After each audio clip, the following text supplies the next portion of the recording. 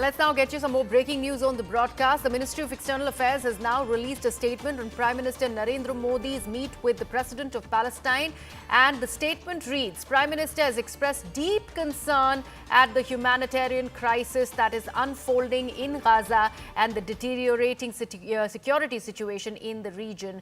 And it has also reaffirmed India's unwavering support of the people of Palestine. For more details on this very story, let me take this across to my colleague Akanksha Swaroop, who's with us early this morning. Akanksha, the meeting with the President of Palestine was an important aspect of Prime Minister Narendra Modi's visit. This is the second day while he is in US, in New York, and this particular meeting is garnering all the attention.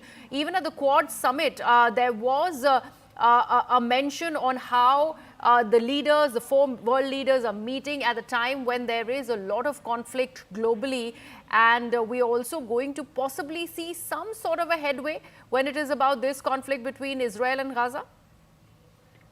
A very good morning to you, Griha, and all our viewers. And you know, this has become a huge talking point that whether or not the two ongoing conflicts, one in Gaza and the other in Ukraine, will occupy sort of attention and focus during the Quad meeting, because remember, the Quad as a grouping has always been about focus on the Indo-Pacific. But to talk about the bilaterals that the Prime Minister is currently having, he's had one with Kuwait, he's had one with the Nepalese Prime Minister, and he's also had one with the Palestinian President, which is, of course, the one in focus going by the situation in Gaza. Important to also highlight that Prime Minister Narendra Modi has already reiterated India's time-tested principle position on Israel-Palestine issue, and he's of course the one who's always stood for peace, and that is why this time around also during his bilateral with the Palestinian President Mahmoud Abbas, he called for ceasefire, the release of hostages, and return to the path of dialogue and diplomacy. Prime Minister Modi has also stressed that only a two-state solution will deliver enduring peace and stability in the region. Remember, this is a very crucial point, one that is already becoming a bone of contention during the ceasefire deals between or the talks that are taking place for a ceasefire between Israel and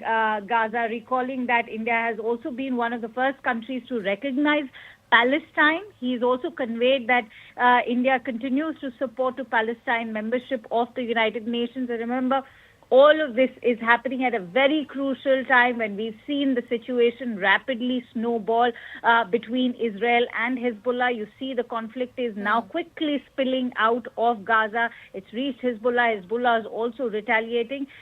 So this bilateral has taken place at a very crucial juncture. Griha.